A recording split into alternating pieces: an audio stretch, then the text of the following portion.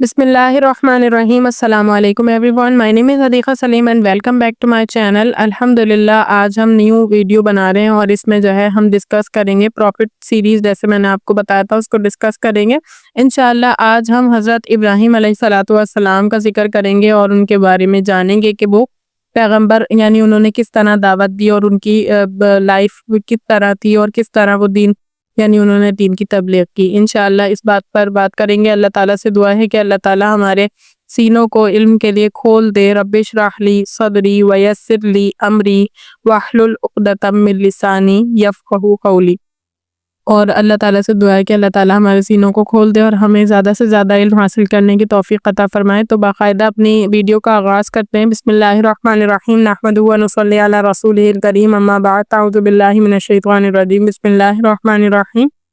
तो हज़रत इब्राहीम अलैहिस्सलाम का अगर मैं आपको थोड़ा-सा इंट्रोडक्शन और थोड़ा-सा उनका सिलसिला बताऊँ तो फिर आपको ज़्यादा अच्छी तरीके से समझ आएगी। और हज़रत इब्राहीम अलैहिस्सलाम की जो उनकी जो फ़ज़ीलत है ना उस पर थोड़ा-सा मैं आपको बताऊँ तो उनकी फ़ज़ीलत ये है कि हज़रत इब्राहीम अलैहिस्सलाम ही की ज़ुर्रियत से हुज़ूर सल्लल्लाहु अलैहि वसल्लम हैं। और नबी करीम सल्लल्लाहु अलैहि वसल्लम जो है हज़रत इब्राहीम अलैहिस्सलाम के साहबज़ादे हज़रत इस्माइल अलैहिस्सलाम के नसब से हैं। और फिर दूसरे जो हज़रत ईसा अलैहिस्सलाम हैं वो दूसरे नसब से हैं। तो यहाँ बताने का मकसद ये है कि अगर इब्राहीम अलैहिस्सलाम की लाइफ बायोग्राफी के बारे में मैं बात करूँ तो इब्राहीम अलैहिस्सलाम की अल्लाह ताला ने कुरान मजीद में बहुत तारीफ़ की है। इब्राहीम अलैहिस्सलाम के बारे में उनको जो है पूरी की पूरी मिल्लत करार दिया। मिल्लत जो है अरबी ज़ुबान में बहुत सारे लोगों से मिलकर बनती है। यानी अरबी ज़ुबान में जैसे उर्दू में भी इंग्लिश में भी कुछ वर्ड्स होते हैं जिसका इतलाक़ जो है बहुत सारे अफ़राद पर होता है। ठीक है, ग्रुप जैसे अगर मैं कहूँ GROUP ग्रुप, ठीक है, तो ग्रुप का मतलब मजमा जमात, ठीक। तो अल्लाह ताला ने मिल्लत यानी मजमा जमात इब्राहीम अलैहिस्सलाम की अकेली ज़ात को कहा है, क्योंकि इब्राहीम अलैहिस्सलाम अपनी ज़ात में अकेले ऐसे शख्स थे जो कि एक मिल्लत के बराबर थे। उनका जो अमल था, उनका जो तक़वा था, उनका जो यकसुई थी और अल्लाह ताला के लिए अपने दीन को खालिस करना था, ये एक मिल्लत के मुतरादिफ था। तो अल्लाह ताला ने कुरान मजीद में इब्राहीम अलैहिस्सलाम की बहुत तारीफ़ की है और उनके बारे में ये कहा गया है कि वो अपने उन इब्राहीम अलैहिस्सलाम की मिल्लत की पैरवी करो जो तुम्हारे नज़दीक भी अशरफ हैं, यानी तुम भी उनको मानते हो अपना जद्द अमजद यानी अपना मुअज़्ज़िज़ जो है मानते हो।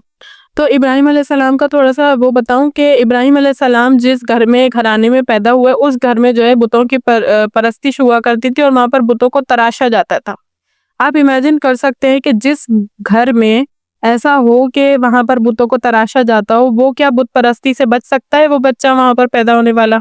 लेकिन अल्लाह ताला की शान, अल्लाह ताला ने ज़ाहिर किया है ये बात कि इब्राहीम अलैहिस्सलाम के घर में बुत बनने के बावजूद इब्राहीम अलैहिस्सलाम कभी उसकी तरफ माइल नहीं हुए कि बुत परस्ती की तरफ। इब्राहीम अलैहिस्सलाम को अल्लाह ताला ने ऐसी क़ुव्वत अता फरमाई थी कि वो छोटे बचपन से ही सोचते थे कि ये बुत जो इतनी इस्तिताअत नहीं रखते कि अगर इनकी सामने जो खाना रखा हुआ होता है, मिठाई या जो भी मीठी चीज़ या खाने की चीज़, अगर उस पर मक्खी बैठ जाए, मक्खी उसे उसके किसी दाने को उठाकर ले जाए तो इतनी भी ताकत नहीं रखते कि वो मक्खी को रोक दे उसको ले जाने से।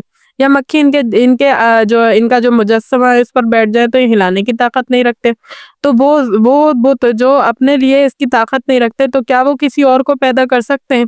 और इसी तरह वो जो जिनको नाउज़ुबिल्लाह अगर देखें, ये इनका मुशरिकीन का अकीदा ये था कि इन बुतों ने हमें बनाया है। तो जिनको बनाया गया है वो तो जो है ना वो जानदार है और जो बनाने वाला है वो खुद गैर जानदार है। तो हाउ इज़ इट पॉसिबल? हज़रत इब्राहीम अलैहिस्सलाम जो है वो बचपन से जो है बुत परस्ती से बेज़ार थे और उन्होंने अपनी कौम से बरात का इज़हार किया, कभी भी बुत परस्ती नहीं की। छोटे बच्चे थे जब तो ये था कौम का यही सिलसिला और कोई सज़ा वगैरह नहीं देती थी कौम इस बात पर उन्हें। लेकिन जैसे-जैसे बड़े होने लगे तो इब्राहीम अलैहिस्सलाम ज़ाहिर है कि अल्लाह ताला की तौहीद मुवहिद है, यानी कि तौहीद परस्त थे। तो इब्राहीम अलैहिस्सलाम ने अब ज़ाहिर है कि घर में जो है इबादत हो रही है, बुत परस्ती हो रही है, तो लेकिन इब्राहीम अलैहिस्सलाम का दिल कभी भी उस तरफ माइल नहीं हुआ। तो उनका दिल में खोज लगी रहती थी कि कौन है हमारा परवरदिगार, कौन है इस कायनात को बनाने वाला। तो कुरान मजीद में इसका ज़िक्र है कि इब्राहीम अलैहिस्सलाम ने सूरज को देखा कि सूरज खूब चमकता है, तो इब्राहीम अलैहिस्सलाम ये समझे कि ये हमारा माबूद होगा। उसके बाद इब्राहीम अलैहिस्सलाम ने इसकी नफ़ी कर दी। क्यों? क्योंकि रात में सूरज गुरूब हो जाता है, तो फरमाया कि माबूद ऐसा नहीं होता जो रात में गुरूब हो जाए। اسی طرح ستاروں کو دیکھا کہ ستارے جو ہے بہت ٹمٹما رہے ہیں، چمک رہے ہیں، تو سوچا کہ یہ معبود ہوں گے، لیکن جب دن کے وقت وہ ڈوب گئے یعنی چھپ گئے تو سمجھ گئے کہ معبود ایسا نہیں ہو سکتا جو چھپ جائے۔ اسی طرح چاند کو دیکھا، چاند جو ہے بڑی اس کی وجاہت اور خوبصورتی ہوتی ہے، لیکن چاند بھی دوپہر میں چھپ جاتا ہے، تو کہا کہ چاند ہمارا رب نہیں ہو سکتا، کہ رب ایسا نہیں ہو سکتا کہ جو چھپ جائے۔ اسی طرح پہاڑ کو دیکھا، پہاڑ بہت بلند ہے انسانوں سے، لیکن جب انسان نے اس کو سر کر لیا تو سمجھ گئے کہ یہ ہمارا معبود ایسا نہیں ہو سکتا جو پیروں کے تلے آ جائے۔ تو ابراہیم علیہ السلام کی اللہ تعالیٰ نے تعریف کی ہے کہ ابراہیم علیہ السلام یکسوئی والے تھے، یعنی سب سے منہ موڑ لیا تھا کہ یہ ہمارے معبود نہیں ہو سکتے، اور صرف اللہ کی عبادت کی تھی۔ تو جو اللہ تعالیٰ کی عبادت میں لگ جاتا ہے اور اس طرح یکسوئی سے کہ ہر قسم کے انسان سے پرے، ایسا یہ مطلب نہیں ہے کہ بد اخلاقی اسٹارٹ کر دیں، مطلب یہ ہے کہ ہر کسی سے مایوس ہو جائیں کہ میرا کام تو صرف اللہ ہی بنائے گا، اللہ کے سوا اور کسی کی ذات نہیں ہے جو میرے کسی کام کو بنا دے۔ تو اللہ تعالیٰ ابراہیم علیہ السلام جیسا ان کا ذکر کریں گے قرآن مجید میں۔ اب ابراہیم علیہ السلام کی تھوڑی آگے کی لائف بتاتی ہوں۔ ابراہیم علیہ السلام جو ہے اس طرح کے خیالات اور جذبات کے ساتھ بڑے ہوئے، اور اس طرح ان کو اس بات کا علم ہو گیا کہ میرا یعنی اللہ کے سوا اور میرا کوئی معبود نہیں ہے۔ اس کے بعد اللہ تعالیٰ سے انہوں نے یہ فرمایا کہ اللہ مجھے یہ بتا دیجئے کہ آپ کس طرح سے پرندے کو یا کسی بھی چیز میں جان ڈالتے ہیں۔ تو اللہ تعالیٰ نے قرآن مجید میں اس کا ذکر ہے کہ ابراہیم تم کسی پرندے کو اپنے سے مانوس کر لو، یعنی آپ محبت کرو اس پرندے سے، وہ تم سے مانوس ہو جائے گا۔ جیسے کسی جانور سے ہم محبت کرتے ہیں تو وہ ہم سے مانوس ہو جاتا ہے، ہمیں دیکھ کر مسکراتا ہے، یا پھر ہمارا خیال کرتا ہے، ہماری آواز پر یعنی ہنہناتا ہے، جو کچھ بھی جس بھی ٹائپ کا جانور ہو وہ اپنی طرح کا رسپانس اسے دیتا ہے۔ تو اللہ تعالیٰ نے فرمایا کہ ابراہیم آپ جو ہے اس کو پرندے کو اپنے سے مانوس کر لیجئے، پھر اس کو ٹکڑے ٹکڑے کر کے پہاڑ کے مختلف حصوں پر رکھیں، اس کو آواز دیں، وہ آپ کے پاس ایک پرندہ بن کر آ جائے گا۔ یعنی اللہ تعالیٰ نے اپنے مخفی راز پر ان کو مخفی راز پر مطلع نہیں کیا، انہیں نہیں بتایا اس کے بارے میں، ٹھیک ہے۔ ابراہیم علیہ السلام کی آپ دیکھیں جستجو کیوریوسٹی کتنی ہے کہ اللہ تعالیٰ کی باتوں کو جاننے کے لیے کتنے کیوریس یہ ہیں، ٹھیک ہے۔ اس کے بعد کیا ہوا، حضرت ابراہیم علیہ السلام کو اللہ تعالیٰ نے نبوت سے یعنی نواز دیا تھا۔ اس کے بعد حضرت ابراہیم علیہ السلام کی قوم جو ہے بت پرستی سے بالکل پرے تھے، ابراہیم علیہ السلام نے کبھی بت پرستی نہیں کی ماشاءاللہ۔ اور حضرت ابراہیم علیہ السلام کی جو قوم تھی وہ تو بت پرست قوم تھی، ان کا ایک میلہ ہوا کرتا تھا، وہ میلے میں جایا کرتے تھے، اور وہاں پر جا کر جو ہے وہ اس کے آنے کے بعد بتوں کے نام کی قربانی کیا کرتے تھے، وہاں سے آنے کے بعد جو ہے وہ کیا کیا کرتے تھے، بتوں کی پوجا کیا کرتے تھے آ کے۔ تو انہوں نے ابراہیم علیہ السلام سے کہا کہ ابراہیم ہمارے ساتھ چلیے۔ ابراہیم علیہ السلام نے ان کو جو ہے نا ستاروں کی طرف دیکھا اور ان سے کہا کہ میں نہیں جا سکتا، میں بیمار ہونے والا ہوں، ٹھیک ہے۔ ان کی طبیعت ناساز تھی اس وقت۔ خیر اس کے بعد ابراہیم علیہ السلام کے قوم وہاں چلی گئی بت پرستی کرنے، یعنی اپنے میلے میں چلی گئی۔ اس کے بعد جو ہے ابراہیم علیہ السلام جب وہ بت خانے میں آئے نا، اچھا یہاں پر کیا ہوا، ابراہیم علیہ السلام ان کے بت خانے میں داخل ہوئے اور وہاں پر بتوں کو پاش پاش کر دیا، یعنی ریزہ ریزہ کر دیا، اور ان ساروں کو جو مجمع کر گئے نا، ہاں یعنی ان جو بت ٹوٹے ہوئے تھے ان سب کو جو ہے نا ایک ہار کی صورت میں بنا کر ایک سب سے بڑا جو بت تھا اس کے گلے میں ڈال دیا، اور کلاڑا بھی اس کے کندھے پر رکھ دیا بت کے۔ اب وہاں قوم جو ہے وہ اپنے میلے سے فارغ ہو کر آئی اپنے بت خانے میں، کیونکہ ان کا معمول تھا کہ وہاں سے آ کر فارغ ہو کر جو ہے وہ بت پرستی کیا کرتے تھے۔ اب آئی تو یہاں پر دیکھتی ہے کہ جو ہے نا سارے بت پڑے ہوئے گرے ہوئے پڑے ہوئے، تو اس کے بعد جو ہے نا وہ فوراً مطلع ہوگا کہ ایک نوجوان تھا جو ہمارے ساتھ نہیں گیا تھا میلے میں، اور وہ اس طرح کی بت پرستی سے جو ہے نا مخالفت کرتا ہے اس کی۔ تو ابراہیم علیہ السلام کو پھر بلایا گیا اور ابراہیم علیہ السلام سے پوچھ گچھ کی گئی، تو ابراہیم علیہ السلام نے کہا کہ یہ بڑا بت ہے نا، اس سے پوچھ لو، یہ صحیح سالم ہے۔ یعنی ابراہیم علیہ السلام نے سارا طریقہ اختیار کیا۔ دیکھیں تبلیغ کرنے کا بھی ایک مؤثر انداز ہوتا ہے کہ آپ ان کی توجہ کو اس جگہ مرکوز کروائیں جہاں پر وہ سوچنے پر مجبور ہو جائیں۔ تو ابراہیم علیہ السلام کی قوم ایک وقت کے لیے تو کیا ہو گئی، خاموش ہو گئی، یعنی ظاہر ہے ان کے پاس اس کا جواب ہی نہیں تھا، وہ کیا کہتے کہ یہ، تو وہ اس کے بعد جو ہے نا کیا ہوا کہ ظاہر ہے، یہ بات ظاہر تھی کہ وہ بول نہیں سکتے، یعنی بت بول نہیں سکتے، ہم ان سے کیا جواب پوچھے، بات ظاہر تھی۔ اور پہلے تو ان کے دل میں جو ہے نا ایک انسان کتنا بھی گمراہی میں نکل جائے لیکن ایک وقت ایسا آتا ہے کہ اس کے دل میں کچھ تو ہوتا ہے، اللہ تعالیٰ کی طرف سے ایک ہدایت آتی ہے لیکن انسان اسے ٹھکرا دیتا ہے، اس کی جو ہے نا وہ کم بختی ہوتی ہے انسان کی۔ تو ان لوگوں نے کیا کیا، پھر ظاہر ہے کہ بعد باپ دادا بت پرستی کرتے آئے ہیں، اگر ہم بت پرستی کی اب مخالفت کر دیں گے تو باپ دادا کے دین کی مخالفت کریں گے، گویا کہ ان کے نزدیک یہ بات تھی۔ تو انہوں نے ابراہیم علیہ السلام کے لیے یعنی کہ مخالفت کرنا شروع کر دی۔ اب ابراہیم علیہ السلام کے لیے اور ظاہر ہے ان کے والد بھی ان کے اگینسٹ ہے، سارا معاشرہ ان بت پرستی کرتا ہے نا، اب ان کے خلاف ایک ابراہیم علیہ السلام اکیلے بات کر رہے ہیں تو وہ نہیں مانیں گے کبھی بھی۔ اب ابراہیم علیہ السلام کے لیے ایک بہت بڑی آگ تیار کی گئی تاکہ